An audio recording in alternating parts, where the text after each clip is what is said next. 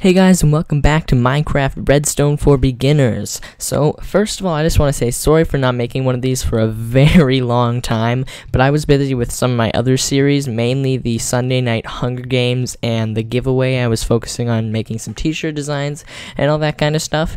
But anyway, this episode, I'm going to be teaching you how to make a very simple, it's not the most effective by far, but just a very simple to make encoder from input to selection output.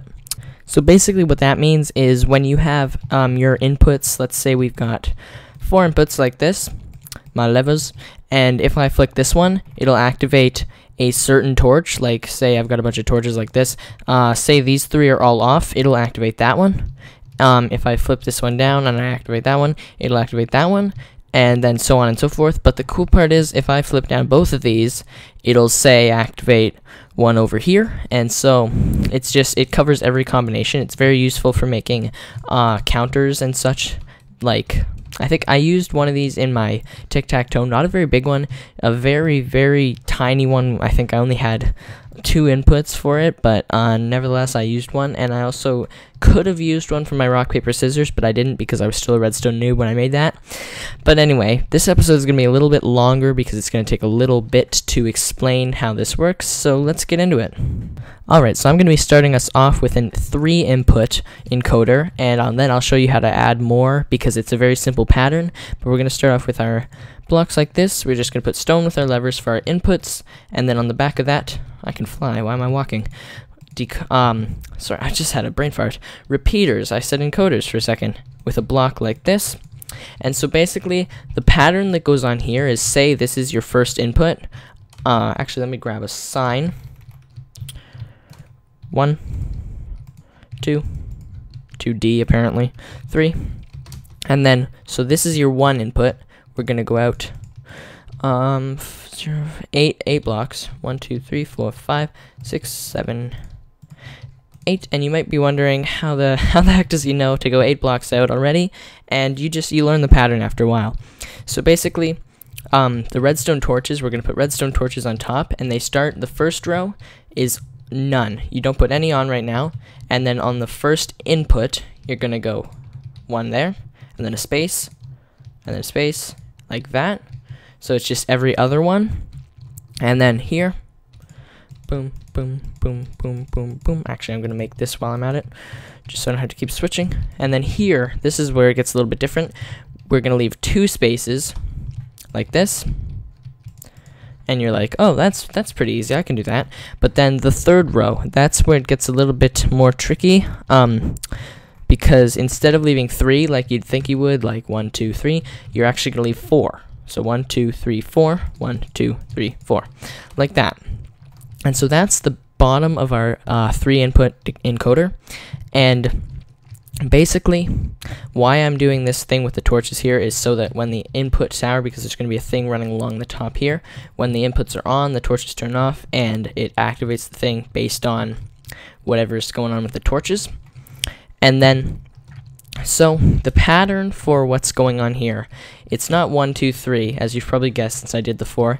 It goes 1, 2, 4, 8, 16, 32, so on and so forth. It multiplies by 2 every time, the spacing you leave. So if you're trying for a 10 input decoder, or encoders, excuse me, you're going to have a very big encoder, stretching off for miles. That's what I had to do for my calculator. It was, oh man, it took a long time.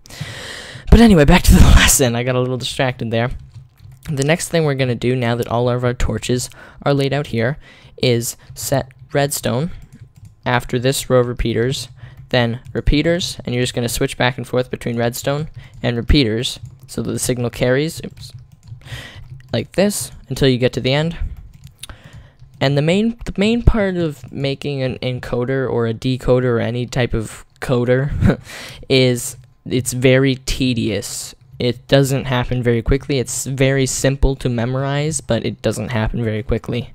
And then what we're going to do next is we're going to pick a direction. I'm going to pick to the left, and we're going to put, wherever there's an empty block, you can put a torch on the side of it, like this. Boom, boom, and then do the same for this row. and then this. It doesn't really matter, like I could switch sides here if I wanted to, but it's just more for neatness than anything. And then on top of all those torches, we're going to put block, like so. Boop, doop, doop. And then over here, like this, and then on this one.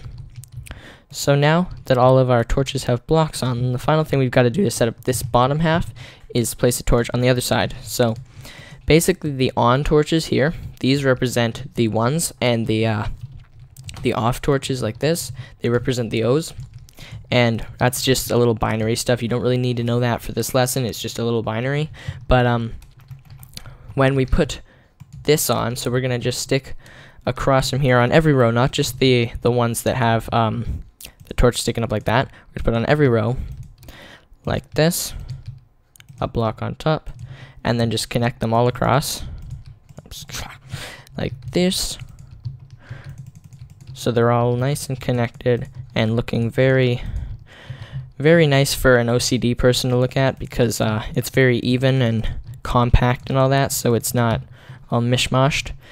But put redstone wire on the top like these, and then you'll see this one is active, and so on. All of them will be active from now on, and the only one that's not active is this, because that is our default output, I guess you'd call it. So if we were making a counter or some sort of calculator, this would equal 0, because when nothing's on, obviously 0 plus 0 plus 0 equals 0. So that would be our 0 output. And for the outputs, we're just going to stick a little piston on the side like this. Oops, not on the top. And so whichever one's off, that's going to be our pistons annoying me. That's going to be our output thing, like this. So you'll see this is the only one that's off, like that.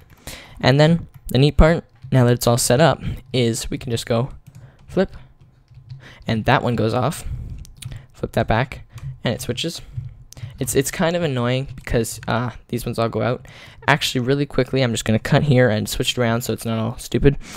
Alright, so all I did was added a little inverter here so that the one that's on will be on instead of off. So now you'll see our 0 is on. If I pull this, the 1, and then the 2, which is right there, and then the 3 is actually going to be a little bit farther down.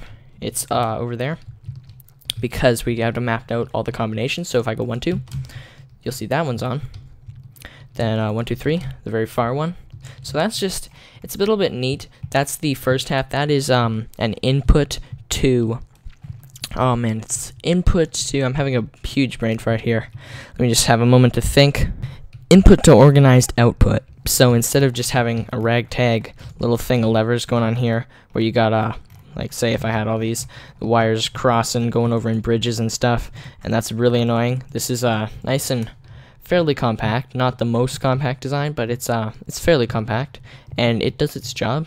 So if I had, like in rock paper scissors, if I had 2 of these inputs here, so if I had 6 and they're buttons attached to our snores, then if someone hits one of those, it would activate, and then the other one, I would have it set up so it's in pairs instead of singles, so they'd hit rock and paper, and say that one would pop out, and rock and scissors would be that one, paper scissors would be a different one, and then so on for the other team, and such and such. So yeah, that's it basically.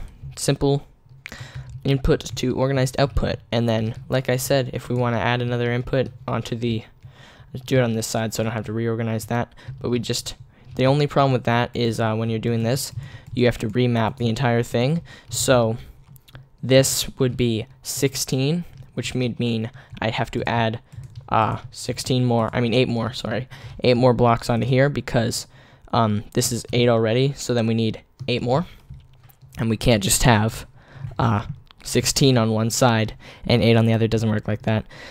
But yeah, that's basically it. So I know I've been talking a little bit fast for this tutorial, so if you did get lost a little through it, you can always go back and play it. But I had if I had talked slow, this would have taken a long time to do. It would have been like 10 minutes long, or it's probably it would have taken like 20 minutes to do. So I had to talk a little fast, but I hope you understood it, and if not, you can just play it back. But yeah, that's your input to organized output encoder. So I hope you enjoyed this long overdue episode of Redstone for Beginners. If you have any lessons you want me to teach you, please put it in the comments and I will try my best to do it next. But yeah, I hope you enjoyed, and I'll see you next time.